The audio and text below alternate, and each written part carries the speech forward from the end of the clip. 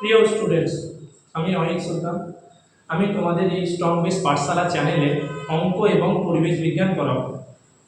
আজকের topic class 8 এর 11 নম্বর chapter শতকরা, যেটা ক্লাস 6 এও 9 নম্বর চ্যাপ্টারে ছিল। শুধু তাই নয়, তোমাদেরকে আরেকটা কথা বলে রাখি যে এই শতকরা চ্যাপ্টার থেকে বিভিন্ন কম্পিটিটিভ এক্সাম যেমন WBCS, SSC, এখান থেকে অনেক কোশ্চেনই শতকরা থেকে এসেছে, যেটা আমি তোমাদের পাশে সহজভাবে দেখাবো যে ক্লাস 8 এ অঙ্কটা করার পাশাপাশি WBCS এবং SSC এক্সামে কিভাবে অঙ্কটা সহজভাবে করা হয়, যেটা আমি পাশে তোমাদের দেখাবো। তো চলো আজকের টপিক শুরু করি। তাহলে দেখো, শতকরা জিনিসটা আসলে কি? 100 ভরযুক্ত ভগ্নাংশকে শতকরা বলে।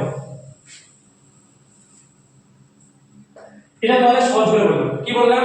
100 হরযুক্ত ভগ্নাংশকে শতকরা বলে, অর্থাৎ হরে আবার 100 থাকতে হবে। দেখো, ভগ্নাংশ মনে করো আমি বললাম স্যার আমার কাছে আছে 4/100। তো এই যে 4/100, দেখো হরে 100 আছে, তাহলে এটা আমার শতকরা। এইটা আরেকটা মানে হয়, দেখো এটা মানে কি তাই নয় যে প্রতি 100 এর মধ্যে 4, প্রতি 100 এর মধ্যে 4। এটাও যদি আমি বলি, ধরো 100 ভাগের মধ্যে 25, প্রতি 100 ভাগের 25 ভাগ, তার মানে কি লিখবে তুমি? 25/100, 25/100। তাহলে দেখো নিচে ঘরে 100 আছে, তাহলে এটা আমার শতকরা, এটা আমার শতকরা। এইটুকু কনসেপ্ট শুধু রাখো এখন আপাতত, যে 100 হরযুক্ত ভগ্নাংশকে আমার শতকরা বলে। দেখো 4/100, ঘরে 100 আছে, তাহলে এটা আমার শতকরা। আবার কি বললাম? প্রতি 100 এর মধ্যে যত ভাগ, দেখো 100 এর মধ্যে এটা কত ভাগ? 4 ভাগ, তাহলে প্রতি 100 এর মধ্যে যত ভাগ সেটা শতকরা। দেখো 100 ভাগের 25, 100 ভাগের 25 ভাগ, তার মানে কি 25/100, তাহলে ঘরে 100 আছে, তাহলে এটা আমার শতকরা। চলো এবার দেখবো শতকরা হার কি। শতকরা হার, তো দেখো আমি এতক্ষণ কি দেখলাম? এই ছিল আমার 4/100। তো 100 হরযুক্ত এই ভগ্নাংশ, 100 হরযুক্ত যে ভগ্নাংশ, এটা হচ্ছে আমার শতকরা। ঠিক আছে, শতকরা, এটা আমার শতকরা। কিন্তু এই যে হরযুক্ত বলছি বারবার, হরযুক্ত ভগ্নাংশ শতকরা, কিন্তু এই যে ভগ্নাংশ, এই ভগ্নাংশের যে লব অর্থাৎ 4, এটাকে বলা হয় শতকরা হার। এইটাকে বলা হয় শতকরা হার। কি বলা হয়? শতকরা হার। কোনটাকে? লবটাকে, যে 4, তাকে বলা হয় শতকরা হার। এই শতকরা হারের একটা চিহ্ন আছে। দেখো শতকরা হারের একটা চিহ্ন আছে, যেটাকে আমরা অনেকেই জানি, সবাই জানি, পার্সেন্ট দিয়ে চিহ্নিত করা হয় শতকরা হারের চিহ্ন। তার মানে 4/100, এটাকে আমি লিখতে পারি 4%। শতকরা হারে প্রকাশ করলে আমি লিখতে পারি 4%। ঠিক আছে, এবার দেখো কিছু কোশ্চেন তোমরা নিজেরাই পারবে। ধরো কোশ্চেন আমি বলছি,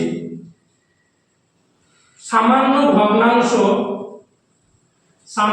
ভগ্নাংশ থেকে শতকরায় প্রকাশ করো।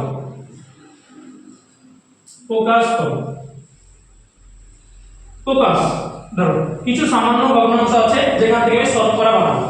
তাহলে দেখো আমি একটা সামান্য ভগ্নাংশ দিছি, সাপোজ ধরো 4/25, এটা আমার আছে। তাহলে শতকরা বানাতে গেলে আমার কি দরকার? শতকরা বানাতে গেলে আমার নিচে 100 দরকার। 100 দরকার, তাহলে 100 বানাও। তাহলে দেখো উপরে 4, নিচে 25 আছে, তাহলে এইখানে 25 আছে, তাহলে নিচে আমার বানাতে হবে 100। তাহলে 25 এর সঙ্গে কত গুণ করলে আমার 100 হবে? বলো তো 4। 25 এর সঙ্গে 4 গুণ করলে 100 হবে। আবার নিচে যদি 4 গুণ করো, তাহলে উপরে 4 গুণ করতে হবে, এটা আমরা জানি সবাই, ক্লাস 5 থেকে পড়ছি। তাহলে দেখো নিচে 4 25 100, আর উপরে 4 4 16। তার মানে এটা কত হয়ে গেল? 16/100। মানে তাহলে 16/100 আমরা লিখতে পারি 16%। কি করে স্যার? কারণ এই তো একটু বললাম 4/100 মানে 4%। কারণ উপরটা আছে লব, আর লবটাকে কি বলা হয়? শতকরা হার। সেরকম 16/100 কি লিখতে পারি? 16%।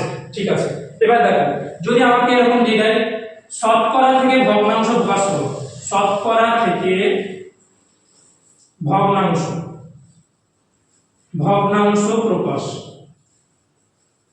প্রকাশ করো। বেশ, আমরাই করছি।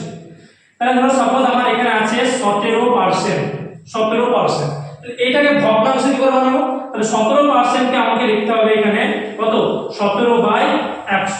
তো দেখো ভগ্নাংশ হয়ে গেল, এটা হয় সব শতকরা থেকে ভগ্নাংশ।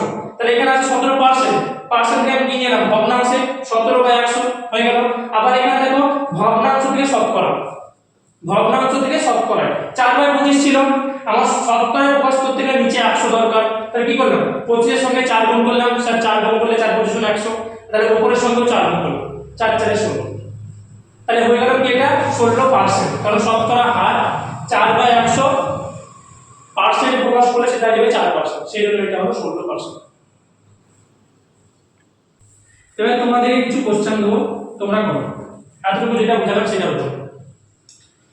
কোশ্চেন নাম্বার 1, এক নম্বর কোশ্চেন বললাম আমার আছে ধরো 18/100, এটাকে শতকরায় প্রকাশ করো,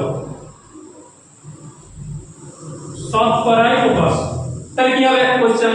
কোশ্চেন নাম্বার 2, কোশ্চেন নাম্বার 2 বললাম আছে আমার কাছে 31%, এটাকে ভগ্নাংশে প্রকাশ করো, ভগ্নাংশে প্রকাশ করো। তাহলে কি করবে দেখো, আমি করে দিই এটা।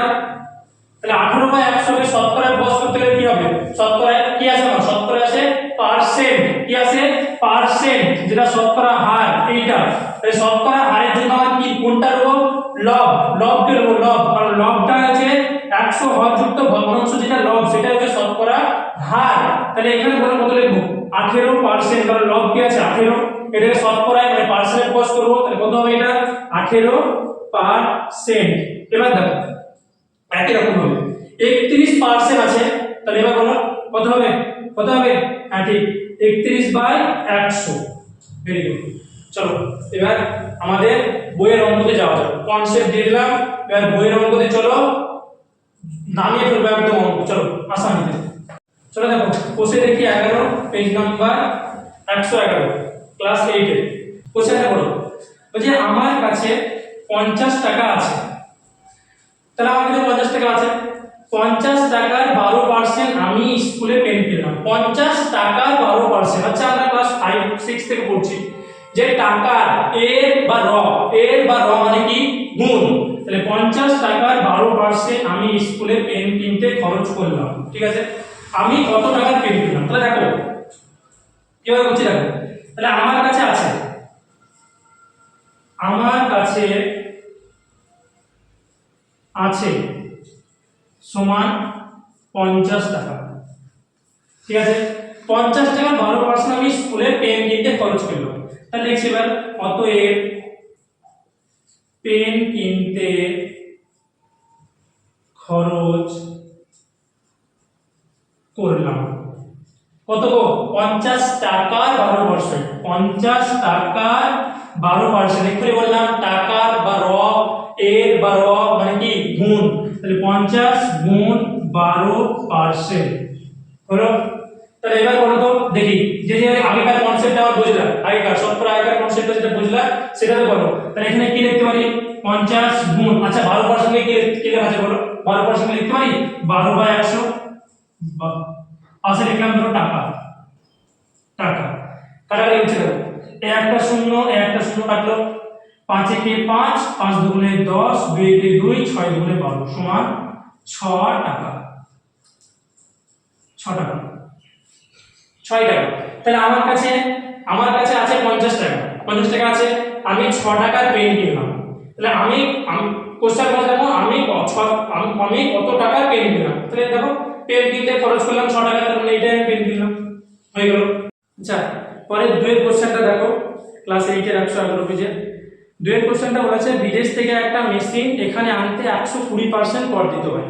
যদি মেশিনটি বিদেশে এত টাকা হয় তবে তার কর দেওয়ার পরে এখানে দাম কত হবে। তাহলে দুয়ের অঙ্কটা দেখো, এইটার অঙ্ক মতোই, অনেকটা এটার অঙ্কের মতো। তো দুয়েরটা নিজে করবে, যদি না পারো আমাকে কমেন্টে বলবে, আমি পরের ভিডিওতে আনসার করে দেবো। চলো তিনের কোশ্চেনে যাওয়া যাক। তিনের কোশ্চেনে, তিনের একের কোশ্চেনটা দেখো, তিনের একের কোশ্চেনটা বলছে 80 টাকার 15%, 80 টাকার 15%, বেশ 80 টাকার 15%। দেখো এটা সবাই পারবে, সবাই।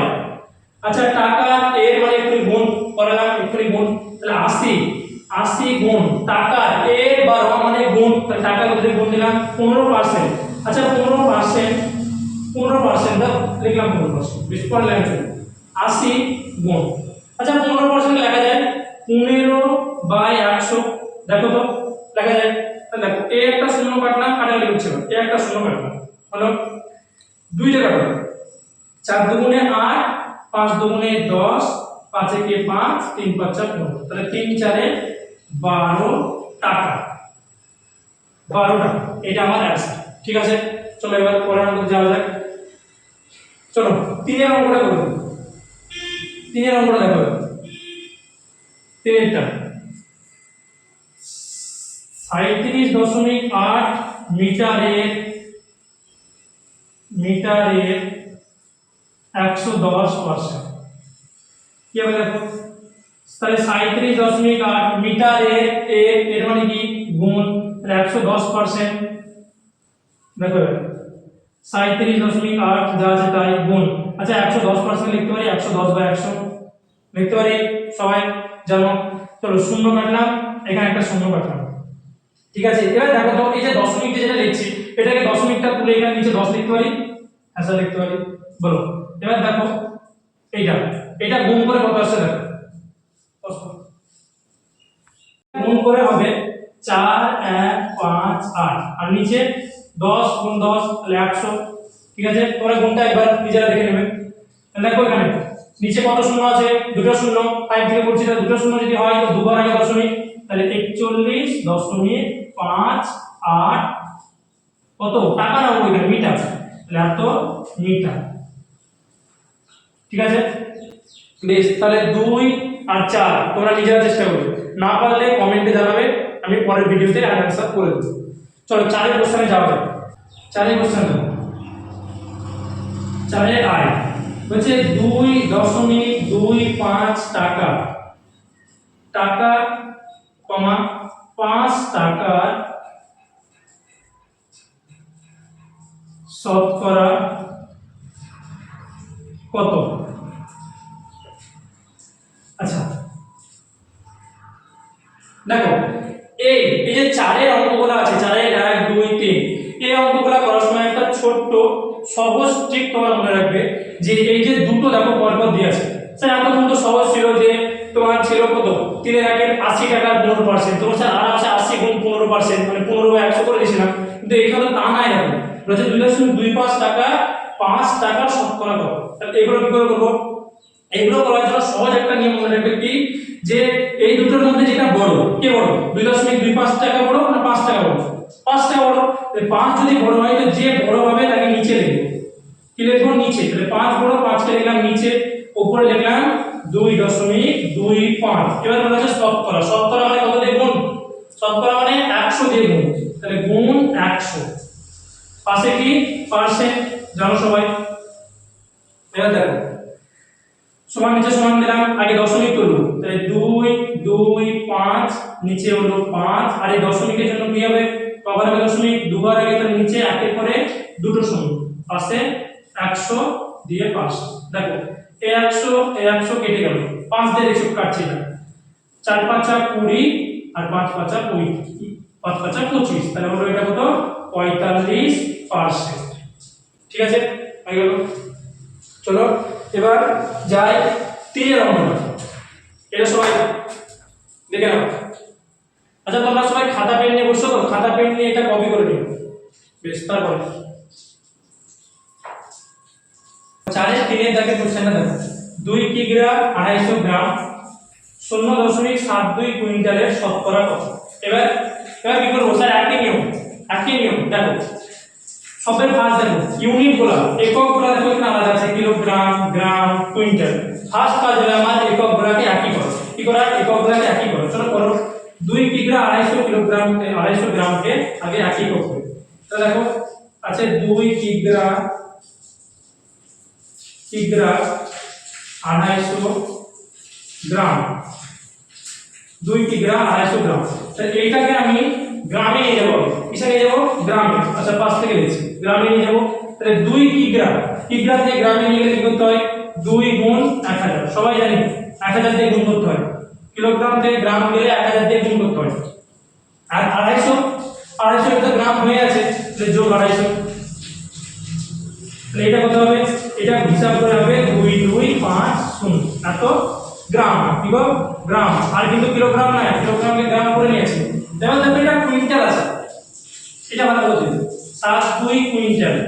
তাহলে সবচেয়ে ফার্স্ট কি করব? কুইন্টালকে কেজিতে নিয়েছি, কুইন্টাল থেকে কেজি, তাহলে কুইন্টাল 0.72 কুইন্টাল। কুইন্টালকে কেজিতে আনলে কি হবে? কুইন্টালকে কেজিতে আনলে আমাকে সবচেয়ে ফার্স্ট 100 দিয়ে গুণ করতে হবে। তাহলে 1 কুইন্টাল মানে 100 কেজি, তাহলে 100 দিয়ে গুণ করো। তাহলে এটাকে যদি 100 দিয়ে গুণ করি তাহলে কি হলো? কিগ্রা হলো। এবার কিগ্রাকে কত দিয়ে গুণ করলে গ্রাম হবে? 1000, 1000 দিয়ে গুণ করলে হবে গ্রাম। তাহলে এই আমি 1000 দিয়ে গুণ করলাম। এবার দেখো, তাহলে প্রথমে কুইন্টাল ছিল, কুইন্টালকে 100 দিয়ে গুণ করে আমি কি করলাম? কিলোগ্রাম, কিলোগ্রামকে আমি 1000 দিয়ে গ্রাম গুণ করে গ্রামে করে নিলাম। তাহলে এই গোটাটা আমার হয়ে গেল গ্রাম, এটা গোটাটা আমার হয়ে গেল গ্রাম। এবার দেখো এখানে দেখো 72 দশমিক করে দিতে 72 বা 100 এটাকে বলতে পারি, হ্যাঁ এটা 100 আছে গুণ 1000 হলো। তাহলে এই 100 নিচের 100 কেটে দাও, তাহলে কত হচ্ছে? 72000 এত গ্রাম। এটা গুণ করে 72 সঙ্গে 1000 গুণ করে 72000 গ্রাম। আচ্ছা এখানে আসছে না, এটা পাশে কোন দিকে? দেখে নাও, এটা পাশে। অতএব বললাম কি শতকরা এখানে বার করার জন্য কি করতে হবে? যেটা বড় সেটাকে নিচে, ছোটটাকে উপরে। তাহলে দেখো তাহলে কি করব? তাহলে বড়টাকে নিচে, 72000 হলো। উপরে কত? 2250 হলো। এটা গুণ করছি কত সঙ্গে? শতকরা বলা আছে, তাহলে 100 সঙ্গে গুণ করতে হবে স্যার, পার্সেন্ট। দেখো এই একটা শূন্য, এই একটা শূন্য, এই একটা শূন্য, একটা শূন্য কেটে দাও, এই শূন্য। এবার দেখো 72, এই 25 ভাগ 72, রাখে তুমি এখানে 72 কে 225 দিয়ে, সরি 72 কে 225 দিয়ে ভাগ করবে। ভাগ করে এখানে কত আসবে? 3.125, এটা আসবে। এত কি আসছে? 6 এর অঙ্কটা দেখো ক্লাস 7 এর মতো অনেকটাই, বা ক্লাস 7 এরই অঙ্ক, অনুপাত সমানুপাত চ্যাপ্টারের এই অঙ্কটা ক্লাস 7 এর। তো তোমরা চেষ্টা করবে, না পারলে কমেন্ট করো, আমি পরের ভিডিওতে নিয়ে আসছি, যেগুলো আজকে বাদ দিয়েছি সেগুলো পরের ভিডিওতে নিয়ে আসবো। ক্লাস 7 নম্বর অঙ্কতে চলো। দেখো আর বুঝতে পারছি না বলি, মুখে বলছি। হৃদয়পুরে একটা কারখানায় আগে দৈনিক 15টি বোতল তৈরি হতো। তাহলে আগে এটা দেখো যেটা লিখছি, তাহলে আগে তৈরি হতো, আগে বোতল তৈরি হতো, কটি বোতল তৈরি হতো? আগে আগে তৈরি হতো 150টি, সরি 1500টি। আগে 1500টি বোতল তৈরি হতো, আর এখন তৈরি হয় 1695টি। তাহলে এখন তৈরি হয়, দেখো এখন বোতল তৈরি হয় কত? 1695টি। ঠিক আছে, যেটা বলা ছিল সেটা লিখলাম। এবার দেখো কি বার করতে বলেছে, যে ওই কাচের কারখানায় উৎপাদন শতকরা কত বৃদ্ধি পেয়েছে? শতকরা কত বৃদ্ধি পেয়েছে? তাহলে আগে বার করে কত বৃদ্ধি পেয়েছে, শতকরা না, এরকম কত বৃদ্ধি পেয়েছে দাদা। তাহলে অতএব উৎপাদন বৃদ্ধি পেয়েছে, উৎপাদন বৃদ্ধি পেয়েছে। বলো তো কি করবো? আগে হতো 1500, এখন 1695। কি করবো? বিয়োগ করবো। 1695 বিয়োগ 1500টি কত হবে? কত হবে? এটা বিয়োগ করে 195টি বোতল। আগের থেকে এখন 195টি বোতল বেশি উৎপাদন হয়। এবার বলেছে আমাকে এটা দরকার নয়, উৎপাদন কত বৃদ্ধি পেয়েছে, বলেছে উৎপাদন শতকরা কত বৃদ্ধি পেয়েছে। তাহলে অতএব উৎপাদন শতকরা বৃদ্ধি পেয়েছে। এই লাইনটা ভেরি ভেরি ইম্পর্টেন্ট, মনে রাখবে। এই একটা এখানকার যে কনসেপ্টটা বলবো সেটা মনে রাখতে পারলে সমস্ত অঙ্ক দেওয়ার কিন্তু অনেকটাই হয়ে যাবে। দেখো যেটা এখন বেরালো কত বেরালো? 195। যেটা বেরালো সেটাকে রাখো উপরে, কোথায় বললাম? উপরে রাখো, সেটা রাখো উপরে। যেটা আমার আগে ছিল, কত ছিল? সবের আগে 1500টি, সেটাকে রাখো নিচে, 1500টাকে রাখো নিচে। গুণ গুণ কি দেবো, শতকরা বার করতে হবে, শতকরা মানে 100%। ঠিক আছে, এবার দেখো দেখো, শূন্য শূন্য কাটলাম, এই শূন্য কাটলাম, ঠিক আছে। এবার এটা কাটাতে বলে দেবো, 15 কে 15, এটা কাটো, 15 কে 15, তাহলে 19 থাকে, 19, 15 কে 15, তাহলে 4, 3 15 45, ঠিক আছে, তাহলে কত হলো 13%। এবার 112 পেজে এসো, 9 নম্বর অঙ্কটা দেখো। বলছে তৃষা মিলন দাদার বইয়ের দোকান থেকে একটি বই কিনলো। মিলন দাদার বইয়ের ওপর লেখা দামের ওপর পর্যায়ক্রমে মানে পরপর 10% ও 5% ছাড় দিল। তো বইটির লেখা দাম 200 টাকা হলে তৃষা মিলন দাদাকে কত টাকা দেবে? এবার অনেক ছাত্র মনে এরকম লাগতে পারে, দেখো যে বইটার লেখা দাম হচ্ছে 200 টাকা, ছাড় দিছে 10% আর 5%, তার মানে অনেকে ভাবতে পারে 15% ছাড় দিছে আমাকে, কিন্তু তা হয় না। দোকানদাররা দেখো কি হবে চালাকি করে, দেখে নাও 10% ছাড় দিছে তারপর 5%, মনে হচ্ছে 15%, কিন্তু 15% হয় না। দেখো তাহলে আগে দেখছি বইটির লেখা দাম, বইটির লেখা দাম কত টাকা? 200 টাকা, ঠিক আছে। লেখা দামের উপর প্রথমে 10% ছাড় দিব, তাহলে দেখো 10% ছাড়, 10% ছাড়ে, তাহলে দেখো বইটার দাম কত ছিল 200 টাকা, 10% ছাড়, তাহলে গুণ কত, 200 টাকার উপরে 10%, তাহলে 200 গুণ 10%, 10% সমান দেখো কত হচ্ছে 200 গুণ 10/100, তাহলে 0 0 এই 0 এই 0 কাটবে, তাহলে কত হলো 20 টাকা।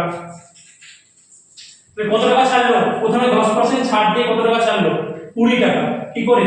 আর আচ্ছা আর তোমাকে বলে দিই, ধরো কোনো ওষুধের দোকানে তোমাকে বলে দিল যে আমি 10% ছাড় দিই, 10% ছাড় দিই, তার মানে তোমাকে ভেবে নিতে হবে কি যে 100 টাকার ভিতরেও 10 টাকা ছাড় দেয়, 10 টাকা ছাড় দেয়। ধরো বললাম আমি কাপড়ের দোকানে আমার 45% ছাড় ডিসকাউন্ট চলছে, চৈত্র সেল 45%, তো তোমাকে ভেবে নিতে হবে যে 100 টাকায় 45 টাকা ছাড়। এখানে দেখো তো 10% ছাড়, এই বুঝতে পারছো তার মানে কি 100 টাকায় 10 টাকা, 100 টাকায় 10 টাকা, তাহলে 200 টাকায় কত টাকা ছাড় হবে? 20 টাকা, এলো 20 টাকা। দেখো বেশ, তাহলে 20 টাকা দিয়ে ছাড় দেয়, তাহলে এখন বইটির দাম কত? এখন বইটির দাম, তাহলে এখন বইটির দাম কত? 200 আছে না, 20 টাকা ছাড় দিয়েছে, তাহলে 200 মাইনাস 20 সমান 180 টাকা। এবার দেখো দোকানদার কি করলো, ওই যে মিলন দাদা এই যে প্রথমে 10% ছাড় দিল, ছাড় দিয়ে 180 টাকা এলো, 80 টাকা আসার পরে তিনি আবার এই 180 টাকার উপরে 5% ছাড় দিচ্ছে, তাহলে দেখো 5% ছাড়ে, 5% ছাড়ে, 5% ছাড়টা কিন্তু 180 টাকার উপরে দিচ্ছে। দেখো তাহলে 180 গুণ 5%, তার মানে 180 গুণ 5/100। দেখো একটা শূন্য কাটলাম, 5 কে 5, 5 গুণে 10, 2 কে 2, 9 গুণ 8 সমান 9 টাকা। এবার দেখো তাহলে 9 টাকা ছাড়ছে কার উপরে? 180 টাকার উপরে 9 টাকা ছাড়ছে, 180 টাকার উপরে 9 টাকা ছাড়ছে, তাহলে এখন বইটির দাম কত? অতএব বইটির আচ্ছা লিখবে, অতএব পরপর 10% ও 5% ছাড়ে বইটির দাম দেখো তাহলে 180 এর উপরে ছাড় দিয়ে 9 টাকা, প্রথমে ছিল 200, 10% ছাড় দিয়ে এলো 20 টাকা, ছাড় দিয়ে কত এলো? 180 টাকা এলো, 180 টাকার উপরে 5% ছাড় দিয়ে 9 টাকা এলো, তার মানে অ্যাকচুয়ালি বইটার কত টাকা দাম নিচে? 180 9 বাদ দাও, 180 মাইনাস 9 সমান 171 টাকা। এবার যারা ভাবছিল 10% আর 15% ছাড় দিচ্ছে, তার মানে 15% ছাড়, যারা ভাবছিল তারা আমাকে বলো 15% ছাড় মানে কি? 15% ছাড় মানে কি তারা আমাকে বলো? 15% ছাড় মানে কি? মানে 100 টাকার উপরে স্যার 15 টাকা ছাড়, 100 টাকায় 15 টাকা ছাড়, তাহলে 200 টাকায় কত টাকা ছাড় হওয়া উচিত? কত টাকা হওয়া উচিত? 30 টাকা, তাহলে 200 টাকায় 30 টাকা ছাড় হওয়া উচিত, তাহলে তোমার দাম নেওয়া উচিত ছিল কত? তোমাকে 170 টাকা, কিন্তু দোকানদার দেখো কত চালা পায় তোমার দাম কত আসছে 171 টাকা। ছাড় তোমাকে লাগছে যে 10% 5% ছাড় দিয়ে আমাকে 15% ছাড় দিছে, তার মানে 15% ছাড় দিয়ে তোমার হওয়া উচিত 270 টাকা। এই আছে কিন্তু 170 টাকা, সরি 170 টাকা, কিন্তু তোমার দাম হিসাব করে দেখো 171 টাকা। বুঝতে পারলে? বেশ বেশ, তোমাদেরকে জানাই ক্লাস 8 এর এই যে 10 এর অঙ্কটা, এটা এসএসসি সিজিএল এর 2014 সালে একটা কোশ্চেন এসেছিল। কি এসেছিল? যে কোনো বর্গক্ষেত্রে যদি বাহুর দৈর্ঘ্যকে 50% কমানো হয়, তোমরা এসএসসি 2014 সালের কোশ্চেন খুঁজে দেখতে পারো, সেখানে আছে যে কোনো একটা বর্গক্ষেত্রে বাহুর দৈর্ঘ্য 50% কমালে তার ক্ষেত্রফল কত, শতকরা কত বৃদ্ধি বা হ্রাস পাবে। ঠিক আছে, এটা ছিল এসএসসি সিজিএল এর 2014 সালের কোশ্চেন। দেখো 112 পেজে 10 এর দাগের অঙ্কটা দেখো, হচ্ছে একটা বর্গক্ষেত্রের বাহুর দৈর্ঘ্য 10% বাড়ালাম, ওই বর্গক্ষেত্রের ক্ষেত্রফল শতকরা কত বাড়লো হিসাব করবে। তাহলে একটা বর্গক্ষেত্রের বাহুর দৈর্ঘ্য কি আমার জানা আছে, জানা নাই, তাহলে তার বাহুর দৈর্ঘ্য 10% বৃদ্ধি করা হবে। তাহলে আমি বাহুর দৈর্ঘ্যটাকে ধরে নিতে হবে আমাকে যে কত, চলো তাহলে ধরি বর্গক্ষেত্রটি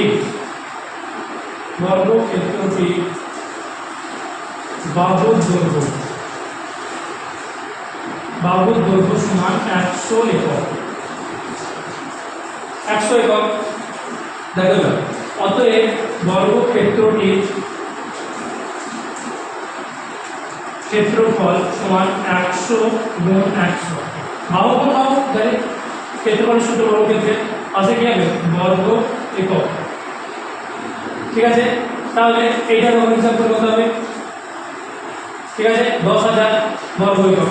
এবার দেখো বলে বলা আছে যদি বর্গক্ষেত্রের বাহুর দৈর্ঘ্য 10% বাড়ালো, 10% বাড়লে কত হবে? অতএব দেখো 10% বাড়ানোর পর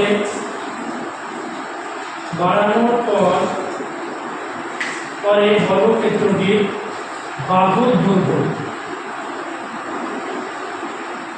দৈর্ঘ্য কত হবে?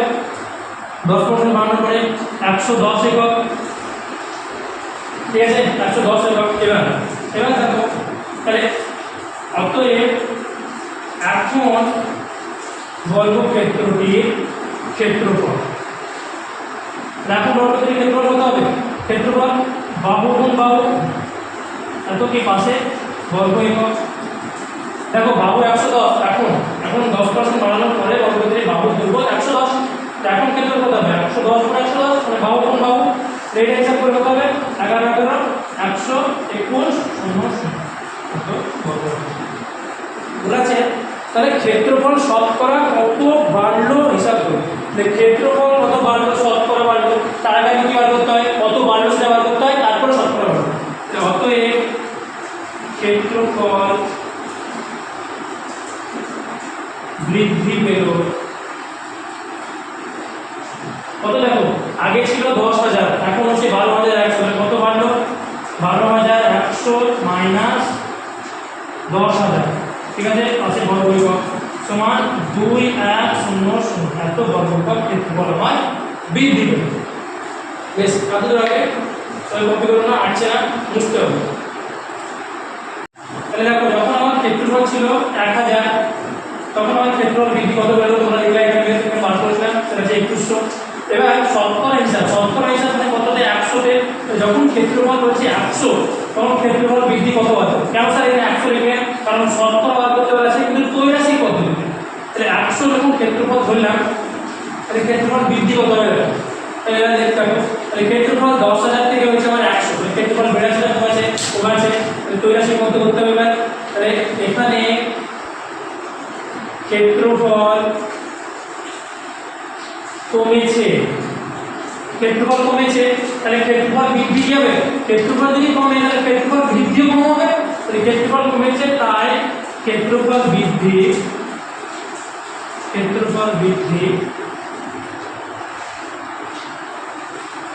কম হবে। তাহলে বলো ত্রৈরাশিক পদ্ধতি আমরা জানি, দুটো যদি একসঙ্গে কমে বা দুটো একসঙ্গে বাড়ে কি হয়? সরল সমানুপাত। অতএব সম্পর্কটি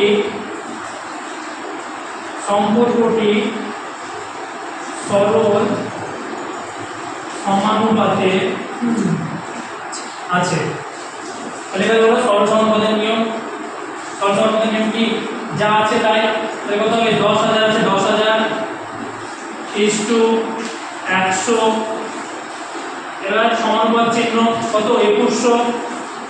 আচ্ছা এখানে জিজ্ঞাসা চিহ্ন এটা আমরা x ধরে নিতে পারি, তাহলে x।